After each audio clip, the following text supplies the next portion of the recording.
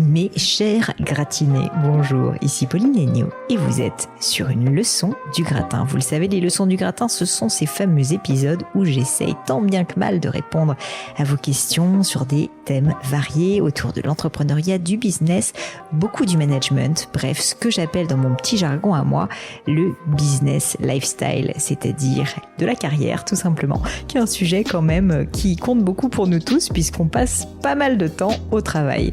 Alors aujourd'hui, j'ai le plaisir d'être avec Cynthia qui m'a posé une question vraiment très intéressante. Cynthia, pour info, travaille pour l'entreprise WP Marmite qui, si je me trompe pas, est spécialisée dans le fait d'optimiser les blogs WordPress.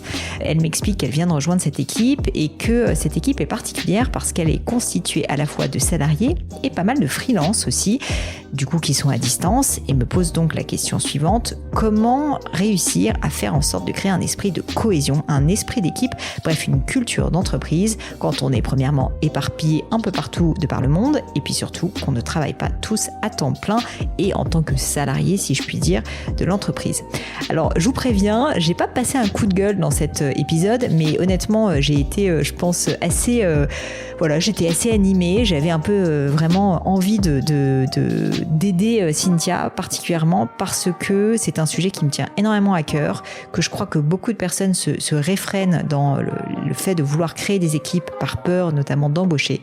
Donc c'était important pour moi de vous partager ma vision sur le sujet. J'espère qu'elle vous plaira.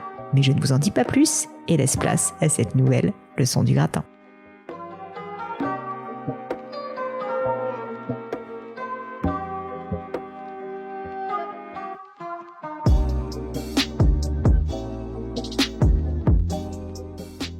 Allô Cynthia ? Oui, bonjour Pauline. Je suis ravie de t'accueillir sur cette leçon du gratin. Merci. Est-ce que Cynthia, tu pourrais commencer s'il te plaît, comme de coutume, par te présenter et puis ensuite me dire quelle est ta question ? D'accord. Alors, je m'appelle Cynthia, je vis désormais en France après avoir passé plusieurs années en freelance et nomade digital essentiellement en Asie. Cool. Et ça fait maintenant 9 mois que je suis content manager chez WP Marmite. J'ai été approchée et embauchée par Alex, le fondateur, en juillet dernier, donc en pleine période de Covid. Ouais. Et en fait, c'est un poste qui est super chouette en sachant que je suis la première salariée. C'est génial. C'est vraiment génial. Et actuellement, on est en recrutement donc pour 2 autres personnes. Et si tu veux, il y a un cadre d'équipe assez particulier parce que donc il y a moi en salarié ainsi que mes futurs collègues. Et pour l'autre partie, ce sont des freelances. Et en fait, c'est assez compliqué d'avoir une cohésion d'équipe en sachant que de manière tout à fait normale, les freelances ont leurs autres projets en parallèle de WP Marmite. Et du coup, je suis la seule avec Alex à être à plein temps et complètement disponible pour l'entreprise en somme. Donc voilà. Et du coup, ta question est certainement comment faire pour avoir une culture d'entreprise ou en tout cas comment gérer, c'est ça, cette difficulté ? C'est ça, oui, excuse-moi, j'ai pas formulé ma question, mais c'est tout à fait ça, en fait. Voilà, je voulais savoir comment il était possible de faire en sorte à instaurer une bonne cohésion d'équipe en sachant que nous avons des profils et des statuts différents entre salariés et freelance. C'est une super question parce que je pense que t'es loin d'être la seule personne à le vivre et en réalité, alors toi, vous avez vraiment le problème maximum, on va dire, qui est que non seulement vous êtes à distance, mais en plus vous vous retrouvez dans une situation où tout le monde n'est pas toujours disponible en même temps. C'est marrant parce qu'en fait, ça me rappelle un petit peu, à vrai dire, ce que j'ai avec le gratin. Moi, pour le gratin, alors déjà moi-même, je ne suis pas à temps plein dessus, comme tu le sais certainement. Je suis même assez peu malheureusement présente encore dessus, en tout cas pas assez à mon goût. J'ai des personnes dans mon équipe qui sont dessus quasi à temps plein, mais pas 100% du temps non plus. Donc j'ai majoritairement des gens, tu vois, qui travaillent 4 jours dessus, et puis quelques personnes qui sont en free comme vous avez. Et donc là, pour le coup, c'est des apports qui sont beaucoup plus ponctuels. Donc je rejoins complètement ton point. Et c'est vrai que moi, la souffrance que je peux avoir, c'est parfois un espèce de sentiment de pas avoir une équipe, tu vois, qui est sur le pont disponible en permanence et puis surtout motivée en permanence par le projet parce qu'elle a tout simplement d'autres chats à fouetter. Donc je sais pas si c'est ce que tu vis, mais concrètement c'est un peu la même chose. Alors moi j'ai essayé d'y pallier par plusieurs choses. Bon déjà j'imagine que c'est le cas pour vous, mais on utilise des outils de messagerie type Slack pour pouvoir quand même être les uns avec les autres très régulièrement. Donc bon ça c'est un truc assez simple, mais je le dis quand même. Et sinon pour moi la clé c'est d'avoir des rendez-vous. C'est d'avoir des rendez-vous où l'équipe va être ensemble, physiquement ou à distance, peu importe, mais où il va y avoir un team meeting. Parce que en fait, si tu veux, tu ne peux pas vouloir créer une équipe si jamais il n'y a pas un moment où l'équipe est rassemblée d'une manière ou d'une autre. Et donc, je sais pas si vous, c'est quelque chose que vous faites, mais je pense que c'est hyper clé d'avoir un moment une fois par semaine. Sincèrement, ça peut même être 2 fois par semaine si c'est nécessaire au début pour créer, si tu veux, ce climat de confiance et de solidarité et surtout de mission commune.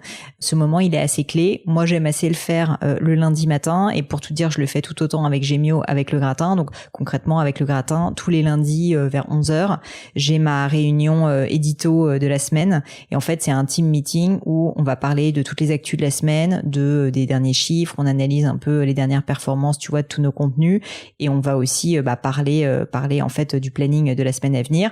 C'est pas en général long terme, c'est assez court parce que justement l'idée c'est pas de tout faire avec tout le monde tout le temps. Donc c'est pas non plus une réunion, tu vois, de stratégie globale de l'entreprise, mais par contre, je trouve que ça permet dans le temps de vraiment créer une émulation commune parce qu'en fait, on sait ce qui va arriver, ce qui s'est passé, chacun analyse un peu ses performances et je trouve que c'est bête à dire mais ça apporte énormément. Est-ce que ça c'est quelque chose que vous faites déjà ou pas du tout ? Alors complètement, justement pour te répondre par rapport au côté rassemblement, normalement on organise donc ce qu'on appelle un sommet marmite, justement pour que tout le monde puisse se retrouver et passer du temps ensemble. Sauf que malheureusement et heureusement à la fois, ça dépend de l'angle dans lequel on le prend. Comme je suis arrivée en juillet l'année dernière, donc en pleine période de Covid, on n'a pas pu organiser cette réunion tous ensemble. Donc, en fin de compte, je n'ai rencontré personne de l'équipe, même pas Alex, le fondateur. Ouais. Donc, tu vois, pas physiquement, tu veux dire. Voilà, pas physiquement, donc c'est un contexte assez particulier. En revanche, effectivement, on s'organise parfois des appels, avec Alex assez régulièrement, parce que de toute façon, il faut qu'on échange sur plusieurs points pour lesquels on a besoin de se parler. Et ensuite, avec les autres, on s'organise de temps en temps. Alors, c'est vraiment très, très rare. Il faut vraiment qu'il y ait un motif comme un bilan mensuel où tu vois, tu parlais des bilans que tu fais avec ton équipe. Là, c'est pareil avec nous. On les fait moins régulièrement. Mais effectivement, tous les mois, on va s'appeler pour discuter de certaines choses comme ça. Et de mon côté, moi, j'ai essayé justement d'instaurer ce genre d'appel en one-to-one, tu vois, pour essayer un peu de parler avec chacun et d'essayer de nous connaître un petit peu plus en profondeur. Mais voilà, c'est pas évident de vouloir le faire et de vouloir le mettre en application par rapport aux disponibilités de chacun, en fait. Écoute, j'ai plein de choses à te dire. Je trouve ça passionnant. La clé du succès d'une culture d'entreprise et d'une équipe, sincèrement, qui marche, c'est le temps et c'est la répétition. Ce que je veux dire par là, c'est que si tu le fais seulement, alors déjà depuis juillet, c'est pas si long que ça, mais si tu le fais seulement une fois de temps en temps, comme tu dis, ou une fois par mois, ou quand il y a un bilan, en fait, ça ne marchera jamais. C'est un peu comme, tu vois, de s'entraîner à la course à pied, et en fait, tu dis, ouais, moi, je veux progresser à la course à pied, et donc, quand j'ai le temps, j'y vais. Non, en fait, si tu veux progresser, il faut que tu fasses un planning, où tu vas avoir ton planning d'entraînement, tu vois, et c'est 3 fois par semaine, 1 fois par semaine, peu importe, mais en gros, il faut que tu crées un rythme. Et du coup, là, c'est pas évident, et je pense qu'il faudra peut-être que tu aies une discussion à ce sujet avec Alex, que je connais pas, mais que je salue, qui est de se dire, ok, est-ce que on a envie de créer une culture d'entreprise, est-ce qu'on a envie d'avoir de la cohésion, parce que si c'est le cas, et moi je crois que les équipes avec de la cohésion performent mieux, donc c'est pas juste pour le plaisir d'être pote, si tu veux, c'est tout toujours à fait positif, mais c'est aussi qu'en fait on travaille mieux quand on est tous motivés vraiment par une équipe et par un projet commun. Et bien dans ce cas, en fait, il faut avoir des actions très claires. Et ces actions très claires, du coup, moi je te le dis, c'est pas moins d'un meeting pour toute l'équipe par semaine.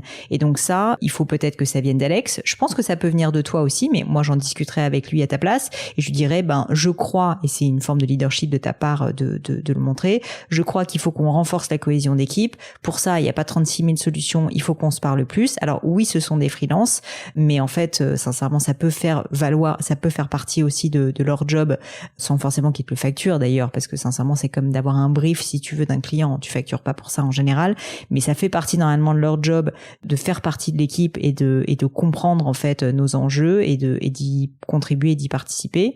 Je pense sincèrement que la plupart des freelances vont au début un peu plisser les yeux en disant mais moi j'ai autre chose à faire, j'ai pas le temps et tout, et en réalité ils seront très contents parce qu'il y a une réalité, c'est que la plupart des freelances, en tout cas que moi je connais, se sentent assez seuls et certes travaillent avec plein de clients, mais en fait souvent le problème quand on est freelance, surtout en période de confinement, c'est qu'on manque quand même cruellement d'interaction humaine. Donc si tu arrives à créer un moment un peu fun, un peu festif, court, 1 demi-heure, ça suffit.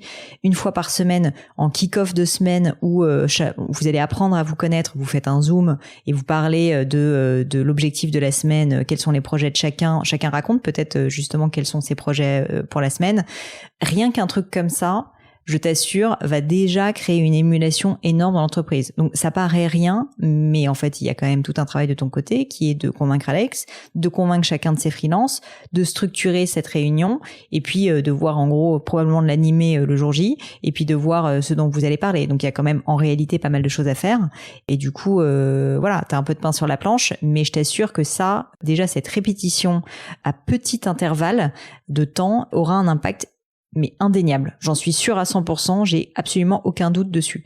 Donc ça, c'est le premier point. Le deuxième, tu me parlais de tes one-on-one, c'est-à-dire le fait de créer un lien plus individuel de ton côté avec chacun des freelances.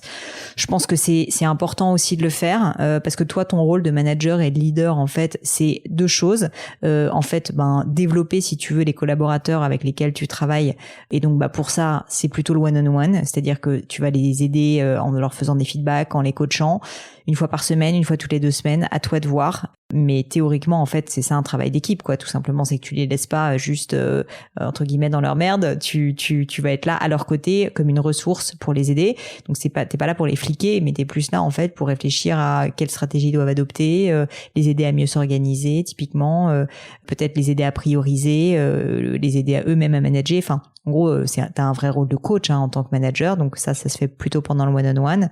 À toi de déterminer à quel intervalle de temps tu le fais. Mais clairement, ça va être très utile. Et comme je disais, le deuxième rôle du manager ou du leader, pour le coup, c'est de fédérer une équipe. Et donc ça, c'est plutôt les autres réunions dont je parlais en premier lieu, c'est-à-dire les réunions d'équipe. Donc c'est pour ça que très souvent, en tant que manager ou que leader, les 2 mots en fait se recoupent pas mal, leader et manager en réalité, t'as très souvent besoin d'avoir ces 2 types d'interactions si tu veux. L'une sans l'autre, elle est bien, mais elle est pas suffisante. Parce que t'as besoin d'avoir une cohésion d'équipe. Donc ça, c'est la réunion d'équipe. Mais t'as aussi besoin, effectivement, d'avoir un temps privilégié avec chacun de tes, alors piou-piou, ça dépend du niveau de l'entreprise, mais des personnes avec lesquelles tu collabores pour tout simplement les aider à se développer. Parce que t'es là pour ça, en fait, en tant que manager. T'es là pour leur faire voir là où on veut aller. Et ensuite, t'es là aussi pour les aider à y arriver du mieux possible. Du coup, pour moi, ça c'est hyper clé. Après, chacun s'organise comme il veut, c'est-à-dire que moi, j'ai plutôt tendance à être assez présente parce que c'est ma nature et parce que je suis plutôt quelqu'un de motivé de base. Mais du coup, j'essaye de faire, pour te parler de mon planning, moi c'est simple, c'est 1 fois par semaine pour Gemio et pour le gratin, le point d'équipe. Ça c'est sûr. Et ensuite, par manque de temps et parce que j'ai pas mal de reports directs, je fais par contre les points one-on-one 1 fois toutes les 2 semaines, tu vois. Sauf quand j'ai un onboarding qui vient d'arriver, c'est-à-dire quand quelqu'un vient d'arriver dans mon équipe, à ce moment-là, je commence par des reports toutes les semaines avec cette personne qui vient d'arriver pour apprendre à la connaître et puis pour mettre en place, si tu veux, les premières guidelines sur ce sujet. Mais disons que je pense qu'une fois toutes les semaines, c'est très bien, mais tu peux te contenter de faire 1 fois toutes les 2 semaines sans problème, je trouve, pour le 1 à 1. Mais par contre, ce temps, vraiment, et ça j'insiste dessus parce que très souvent quand on travaille avec des freelances, tu vas avoir un devoir de conviction, enfin tu vas devoir les convaincre et peut-être tu vas devoir convaincre Alex. Ce temps-là, il est très souvent vécu comme du temps perdu par des personnes qui sont beaucoup sur la productivité de leurs produits, c'est-à-dire que elles sont dans le faire pour comme elles sont malgré tout payées à l'heure sur ce qu'elles produisent, en fait elles ont pas envie de perdre du temps, si tu veux, entre guillemets, sur des réunions, sur du leadership, sur du management, sur des réunions. Mais en fait, je pense que c'est une erreur, en tout cas si tu penses travailler dans le temps avec ces personnes-là, parce que vous allez à terme beaucoup mieux vous comprendre, donc être beaucoup plus productif, et surtout ces personnes seront beaucoup plus motivées si jamais vous créez un cadre. Et puis surtout, je vous souhaite aussi à un moment donné peut-être de passer de pas que c'est pas bien les freelances, mais si jamais vraiment ces personnes apportent beaucoup de valeur pour l'entreprise, peut-être que ça va faire que votre chiffre d'affaires va se développer et que vous pourrez aussi les intégrer à la structure, tu vois. Et auquel cas, ça sera une vraie équipe. Enfin, pas que c'est pas une vraie équipe actuellement, mais ça sera une équipe au sens plus, on va dire, classique du terme, tu vois, où vous êtes tous sur un même payroll et voilà. Et donc moi j'aurais tendance à te dire, franchement, c'est trop cool que tu te poses ces questions et à te motiver, mais à mort, à 400% pour que tu prennes le lead dessus et que t'aides peut-être, Alex, tu vois, à structurer justement cette équipe. En fait, là, t'es en train de construire une équipe. T'es vraiment en train de construire une équipe et t'es en train de construire des process pour avoir une équipe. Et ça se fait pas tout seul. Ça se fait pas tout seul et je trouve ça génial que tu le fasses, quoi. Cool, merci. Après, c'est vrai que par rapport à ce que tu viens de dire, je suis pas vraiment leur manager ni la manager de quiconque. C'est vrai que j'ai un poste de manager et que voilà, j'ai des responsabilités qui effectivement sont assez importantes par rapport à l'échelle et à l'évolution de l'entreprise actuellement. Mais c'est vrai que j'ai ce côté où pour moi l'équipe est tellement importante pour les raisons que tu as déjà évoquées que je me dis, on peut pas faire du bon boulot et faire de belles choses et simplement kiffer notre boulot si on n'est pas tous à fond et qu'on n'a pas une super cohésion. Et oui, effectivement, c'est quelque chose qui me tient vraiment à cœur. Et ouais, j'ai vraiment envie qu'on puisse développer ça et que ça avance en ce sens, en fait. En tout cas, tu n'as pas besoin d'avoir un rôle de hiérarchique si tu veux vis-à-vis des personnes que tu vas coacher. Je dis coacher, le mot est peut-être un peu fort, mais avec qui tu vas avoir un à un. Tu peux être une ressource si tu es un manager, mais après ça peut être aussi de l'échange d'informations, ça peut être de la répartition des rôles. Globalement, c'est du build-up de confiance, c'est-à-dire que vous allez apprendre à vous connaître et donc ces personnes-là, bon an mal an, si jamais elles te font confiance et que tu leur fais confiance, tu vas te rendre compte que les choses sont beaucoup plus rapides et beaucoup plus fluides entre vous, c'est évident. Et puis surtout, comme vous allez apprendre à vous connaître, vous allez aussi pouvoir utiliser pas mal de raccourcis parce que tu vas lui dire attends, ça ce truc-là le fais pas, t'embête pas, moi je le fais parce que je gère bien ce genre de truc et toi à l'inverse, j'ai besoin de ton aide là-dessus. Enfin, tout votre dialogue en réalité va être bien fluidifié, je pense par ces un à un.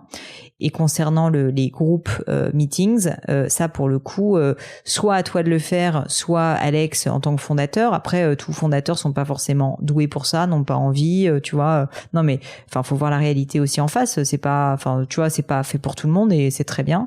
Et du coup, si toi en fait, tu t'es forte pour faire ça, surtout que ça te tient à cœur, t'es pas obligé d'être le manager de ces personnes-là en fait pour animer la réunion. Ça, il faudrait que je fasse une leçon une fois dessus, mais les réunions, si tu veux, c'est pas uniquement la personne qui anime la réunion n'est pas forcément le dirigeant de l'entreprise, si tu veux, et fort heureusement.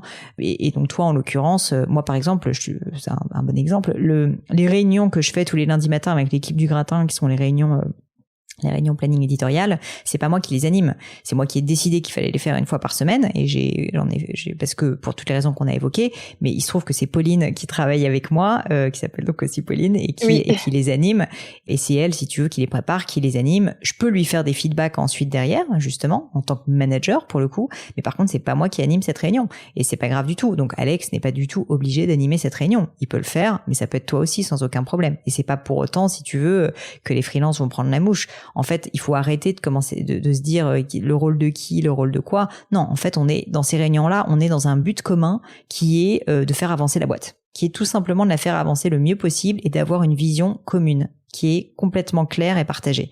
Donc du coup, à la rigueur, peu importe la personne qui le fait, tu vois. Ouais, complètement, mais c'est exactement ça. Et je pense que ça part vraiment de là, d'avoir ce but commun que tu viens juste de mentionner. Et à partir de là, je pense que si on a tous à cœur de vouloir aller dans le même sens et de vouloir développer l'entreprise, je pense que avec un minimum de communication, bien évidemment, on peut arriver à de belles choses. Et oui, je t'avoue que ça me rassure aussi que tu mentionnes ce point sur le côté hiérarchique, parce que c'est vrai qu'on a tendance à toujours se dire oui, mais telle position fait plutôt ci, fait plutôt ça. Là, dans notre cas, c'est différent parce qu'on a encore une petite structure, donc tout est un petit peu mélangé. Et c'est vrai que même si moi, je suis sur la partie, pour préciser un peu, sur la partie anglophone, donc développement à l'international de l'entreprise, c'est vrai que je touche un peu à tout parce que pour l'instant, on peut pas faire autrement. Et en plus, c'est génial parce que ça me permet de découvrir plein de choses et de renforcer justement mes liens avec Alex pour l'instant, en l'occurrence.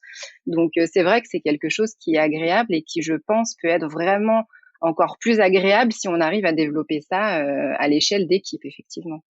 Testez-le, franchement, testez-le. Moi, j'aimerais bien que là, suite à cette leçon, tu raccroches et tu t'envoies un petit message à Alex pour en discuter avec lui demander qu'est-ce que t'en penses et que vous essayez de le mettre en place. Vous n'avez pas grand-chose à perdre. Peut-être que tu as des personnes qui vont pas vouloir le faire, que vous n'allez pas réussir à convaincre. Sincèrement, moi, j'ai envie de te dire, je pense que c'est un très bon indicateur.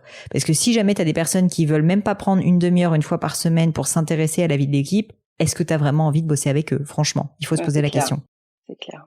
Ouais, c'est clair. Je ne peux qu'être d'accord avec toi et je pense qu'effectivement ça fait un tri et c'est vrai que c'est le genre de conversation qu'on a en ce moment un peu avec Alex par rapport à la structure de l'équipe et c'est vrai que si on n'est pas tous dans le même état d'esprit et qu'on n'a pas tous envie des mêmes choses, bah ça peut pas bien avancer. S'il y en a un qui tire à droite et l'autre qui tire à gauche, c'est pas terrible, quoi.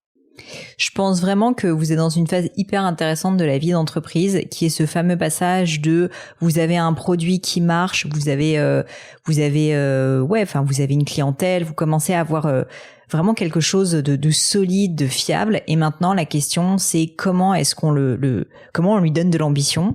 Et on lui donne de l'ambition via une équipe, hein, sincèrement, parce que toi, ton temps, c'est 24 heures, Alex, c'est 24 heures. Enfin, il y a un moment donné où, en fait, vous n'allez pas avoir le choix. Mais la réalité, c'est que la somme de 24 heures de chacun, c'est pas une somme, si tu veux, linéaire. Ce que je veux dire par là, j'utilise peut-être des mots un peu bizarres, mais c'est qu'en réalité, c'est pour ça que j'aime bien travailler avec des freelances, mais tu ne remplaceras jamais la productivité maximale que peut avoir une équipe qui est complète, qui est alignée vers un but commun. Une fois de plus, des freelances, c'est génial pour des domaines d'expertise, pour faire avancer les projets. Mais avoir une équipe, tu vois, j'en parle avec des trémolos quasiment dans la voix parce que j'y crois dur comme fer et je l'ai vu. Une équipe qui se bat ensemble pour un projet va beaucoup plus loin qu'une succession d'individus, si tu veux, qui font un peu leur job. Tu vois ce que je veux dire? Et donc ça, c'est pour ça que je dis c'est pas un jeu à somme égale, c'est pas linéaire. C'est qu'en fait, soit t'as plein de petits grains de sable les uns à côté des autres, soit en fait tu construis un tas de sable énorme parce que tu les mets tous ensemble, tu vois. Et c'est pas la même chose.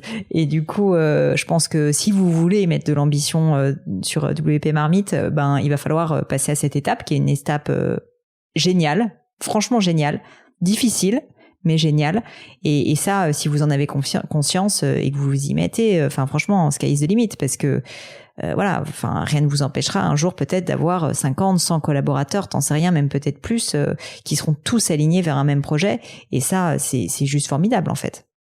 Absolument. Ouais. Mais rien que de t'entendre, j'ai envie de raccrocher, de partir genre à la conquête de l'équipe formidable. Enfin bon, bref. C'est le but. Ouais. Écoute, je suis ravie. J'espère que ça va motiver Alex aussi. Fais-lui écouter cet épisode de podcast. Carrément. Et puis en tout cas, merci pour ta question parce que je pense qu'elle parlera à beaucoup d'autres personnes qui sont dans cette situation. Donc voilà. Donc moi, je crois au fait de voir grand et de voir grand avec de l'humain et avec des gens qui croient à un projet, quoi. Merci beaucoup à toi de m'avoir accueilli, écouté et répondu. Et c'était vraiment chouette de participer en tout cas.